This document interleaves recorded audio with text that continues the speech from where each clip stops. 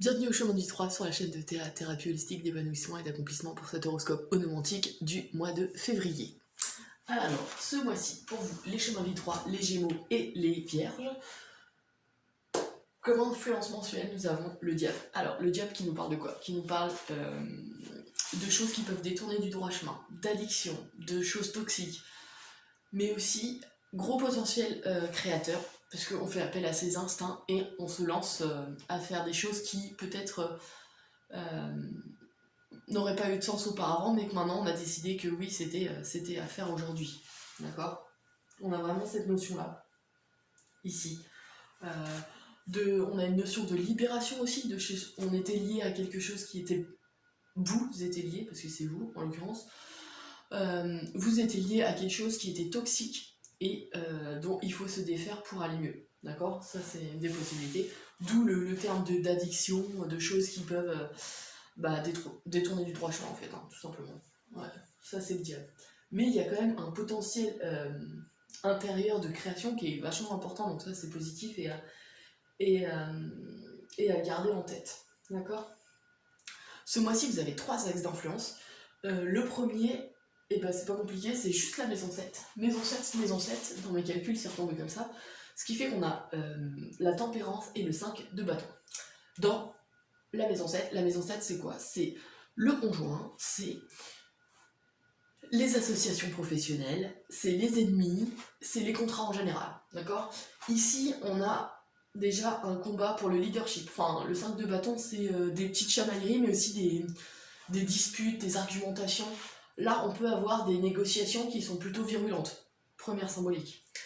On peut avoir des chamailleries avec son conjoint ou son ex-conjoint, c'est possible aussi, ou avec son associé, son partenaire de travail. Voilà. Et juste en face, on a la tempérance avec. La tempérance qui nous parle de quoi? D'équilibrer, de tempérer les choses, de modérer les choses, de trouver une... comment dire, quelque chose qui puisse équilibrer une addiction. Voilà, par exemple, si on est trop colérique, il faut essayer de faire plus de relaxation que les colères qu'on peut... Par exemple, hein. Si on est du genre gourmand, il faut faire plus de sport. Si on est du genre, hein, vous voyez, on essaye d'équilibrer les choses. Le diable en fait partie, hein, des choses qui peuvent être séduisantes, mais qu'on a... qui finalement ont un impact négatif sur notre hygiène de vie ou notre santé mentale ou ce que vous voulez, mais voilà. Donc la tempérance, c'est ça, c'est essayer de modérer les choses, voire même de transformer les choses pour un meilleur équilibre. D'accord? Donc là, avec la 5 de bâton, on a plutôt une relation, en tout cas dans le domaine soit du mariage, soit des associations professionnelles, voire même des négociations de contrats, on a une notion de tempérance. Il faut se modérer. Peut-être pas être conciliant, mais en tout cas calmer les choses et bien les communiquer. Sachant que là, cette maison, elle est en Capricorne, donc elle est ambitieuse, en tout cas ce mois-ci, elle est carrée, d'accord? Donc si vous êtes résilient, que vous faites des efforts, là, ouais, ça peut se faire. Voilà, donc gardez bien malgré les petites chamailleries et les petites discussions qu'il peut y avoir durant ce mois-ci, soyez modérés dans vos propos, d'accord? Voilà, premier axe de travail. Ensuite, deuxième axe d'influence, on a la maison 3, maison 9. La maison 3, c'est quoi? C'est les frères et sœurs, c'est l'entourage proche, c'est les voisins aussi, c'est les messages, la communication, et c'est aussi les véhicules de déplacement, d'accord? Les petits véhicules, d'accord? Les petits véhicules, genre les voitures, les trucs comme ça. Là, on a le 2 de coupe, donc on a une notion ici de, alors d'âme sœur, oui, mais de connexion vraiment profonde, d'être sur la même longueur d'onde. D'être sur la même longueur d'onde parce qu'on sait où on va, parce que là on est avec la Vierge, donc on a ce côté à savoir où on met les pieds pour être rassuré. Là, on est rassuré, enfin ouais, il y a une notion de réelle connexion, alors soit avec quelqu'un de votre entourage, soit avec un frère, une sœur, vous êtes sur la même longueur d'onde et tout est fluide, d'accord? Ouais, sachant que là, je vais rebondir sur la maison 9, on a le valet de denier dans la maison 9 qui représente alors soit les voyages à l'étranger, soit, sachant qu'ici on a les petits voyages aussi, donc il y a peut-être des navettes, je sais pas, des navettes, voilà, à travers une frontière d'un pays à un autre, sur des pays frontaliers, c'est possible. Et il y a une rencontre, justement, avec qui vous êtes vraiment sur la même longueur d'onde, qui est, comment dire, d'origine étrangère, ça c'est possible. La maison 9, c'est les pays étrangers, les personnes d'origine étrangère, les études supérieures aussi, et tout ce qui donne une vision globale du monde. Donc les lois, les religions, la philosophie, enfin différentes voilà, disciplines qui permettent de voir plus grand. Là, on a le valet de denier qui nous parle de nouveaux départs concrets. D'accord ? Donc ici, on a un investissement. On a une communication qui vient aussi à propos justement de quelque chose qui se met en place, mais de manière concrète, réelle. C'est pas que dans l'intellect. Donc ici, en plus, c'est en poisson, donc on a quelque chose de concret, mais en plus intuitif. D'accord ? C'est fait de façon douce et alors j'allais dire émotionnelle, mais disons, ça se fait de manière assez douce. Ouais. Donc, nouveau départ. Donc ici, on peut avoir la rencontre d'une personne étrangère avec le 2 de coupe. On peut aussi avoir cette notion d'être sur la même longueur d'onde avec quelqu'un de notre entourage sur des études que vous êtes en train de faire, d'accord ? Des études ou une formation qui vraiment vous parle et vous avez trouvé quelqu'un qui est à l'écoute de cet enthousiasme que vous avez pour cette formation ou ces études. Voilà. Qu'est-ce qu'on pourrait avoir d'autre ?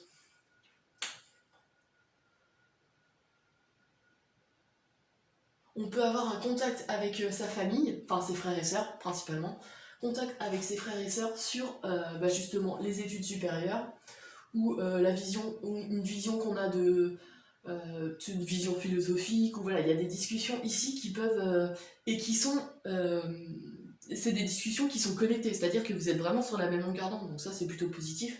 Il y a de vrais échanges, voilà, c'est ça que ici durant ce mois-ci en tout cas, avec soit des personnes d'origine étrangère, soit vos frères et sœurs, soit des gens alors dans votre entourage proche. Avec qui vous avez une réelle connexion ce mois-ci. Donc ça c'est plutôt pas mal. Ouais. Mais je dirais pas le professionnel ici parce que on a les chamailleries avec les associés, les partenaires de travail ici. Donc voilà. Après ça peut être des chamailleries qui portent pas à conséquence. Hein. Ça, voilà. Mais donc ici on a un bon lien de communication. Et enfin, le plus gros axe d'influence, entre guillemets, il concerne 3 maisons, dont une qui se dédouble. Alors je vais vous expliquer. Maison 2, maison 4, et maison 4, maison 5.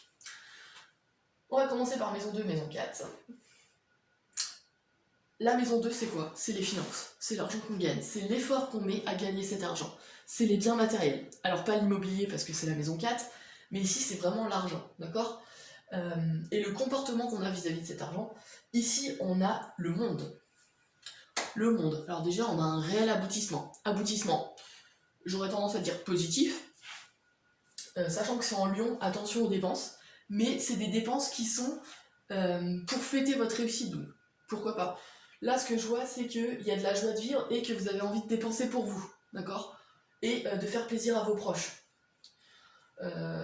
Là il y a une réussite, ouais, et un nouveau cycle, vu qu'on est ici on a un nouveau départ concret, en plus le denier c'est la matière, peut-être ici on a une réussite financière, d'accord, une augmentation ou au moins la simplification de vos revenus, c'est-à-dire que il n'y a que vous à gérer vos finances et vous savez vraiment où vous allez, donc il y a un nouveau départ ici, il y a vraiment une notion de nouveau cycle, d'accord. Avec la maison 4 on a le 3 d'épée. Le 3 d'épée. Alors, la maison 4 déjà. La maison 4, c'est la famille, le foyer, la mère, pour les femmes qui regardent, ou les hommes, c'est le père. Et les choses cachées souterraines, c'est-à-dire les puits, les mines, enfin voilà, les choses de cet ordre-là. Mais le 3 d'épée ici nous parle de chagrin d'amour, de chagrin affectif. En plus, il est en balance, donc pour la balance, une énergie vénusienne, donc l'amour est très important. On a quelque chose qui a été meurtri ici, d'accord, en lien avec soit le lien de la mère, soit un lien héréditaire, donc la lignée maternelle, c'est possible, ou en lien avec le foyer, d'accord, on a peut-être un foyer ici peut-être pas explosé, mais disons que ça a été douloureux, d'accord. Et là, c'est en lien avec les finances. Et alors, ce qu'on a là, de ce que je peux voir avec le diable, en plus, on a une libération. Une libération d'ordre financier, c'est-à-dire qu'on a moins de charges de ce mois-ci. Moins de charges suite à ce chagrin d'amour. Ouais, là, on peut dire chagrin d'amour, mais on peut dire par rapport à ça, c'était des dépenses, je pense, qui étaient liées au foyer, d'accord. Ça a été douloureux, mais c'est fini et ça vous permet de fêter un budget financier qui est plus équilibré peut-être, ou alors vous êtes plus indépendant financièrement, ou voilà. Il y a une notion de lien avec le foyer ici, d'accord. De charge financière foyer. Ouais. Et on va rebondir donc maison 4, maison 5, ici on a l'étoile, et dans la maison 5, on a les 8 de coupe. Alors, donc la maison 4, je vous l'ai déjà définie. La maison 5, c'est quoi? C'est les enfants, la passion, les amours et les créativités littéraires et artistiques. En fait, c'est la trace qu'on veut laisser dans le monde, d'accord? La maison 5, si on veut résumer. Et là, en plus, elle est en scorpion, donc c'est vraiment viscéral. C'est-à-dire que là, vous avez une notion d'instinct, d'accord? Donc instinctivement, vous avez des projets qui sont soit liés à vos enfants, soit à des créations littéraires ou artistiques que vous aimeriez faire, qui ont un objectif, d'accord. Donc soit ici on a une réalisation d'objectifs et vous évaluez la suite, c'est-à-dire que vous avez envie de voir où ça peut vous mener, soit on a cette envie d'avoir un but beaucoup plus élevé, d'accord. On a envie de laisser les objectifs d'avant derrière soi et d'aller de l'avant. Avec ce chagrin d'amour ici, peut-être qu'on a une vision différente, en lien avec les enfants. Le foyer, les enfants, c'est possible. Avec des finances. Peut-être que là, on a juste envie de faire plaisir à ses enfants et de ne plus être brimé par son ex-conjoint ou son ex-conjointe. Ou voilà, ça c'est une des possibilités. Avec l'étoile, on a l'espoir d'avoir des objectifs réalisables bien sûr, mais qui nous portent, d'accord, qui nous parlent vraiment et qui amèneraient de l'harmonie. Et de l'harmonie en lien avec les enfants. Ouais, on a l'espoir que ça réussisse et on a cette notion aussi avec l'étoile d'être guidé. D'accord. On a un foyer ici qui nécessite peut-être des réagencements, mais des réagencements qui, dans l'avenir, peuvent apporter de toute façon de la guérison, parce que l'étoile c'est la guérison. C'est aussi le fait d'être guidé, ça c'est sûr, mais d'avoir enfin trouvé, alors pas sa place, mais un équilibre. C'est-à-dire que, vous voyez l'étoile, je sais pas si vous allez le voir, mais elle a un pied dans l'eau et un pied sur terre. C'est-à-dire que elle sait lier les deux parties de son être. Vous voyez, elle est bien connectée sur la terre, mais elle sait aussi spirituellement s'élever. Et elle a trouvé cet équilibre. Et ici, on peut avoir cette recherche-là. D'accord. Peut-être la recherche entre justement ses passions personnelles et ses enfants. Ou ses amours. En trouver un équilibre dans sa vie par rapport à ça. D'où la notion de libération aussi avec le diable. C'est-à-dire que on doit penser à soi. C'est important. Ouais. Je réfléchis. Parce que là, on a une notion de passion aussi, de quelque chose qui nous porte. Hein. Ouais. Ici, on a une notion de but élevé, donc oui, c'est quelque chose qui peut se développer, ouais. Que ce soit l'éducation de vos enfants ou une création littéraire ou artistique plus personnelle, d'accord. Ça, c'est possible aussi. Mais en tout cas, il y a ici dans ce cadre, en tout cas dans cet axe d'influence maison 2, maison 4, maison 5, on a ce chagrin d'amour ici qui, a priori, est libérateur. C'est-à-dire que c'est bien sûr douloureux à vivre, mais il vous a permis des prises de conscience et la mise en place d'objectifs différents et une libération au niveau financier. Ouais. Là, c'est ce que je peux voir en tout cas.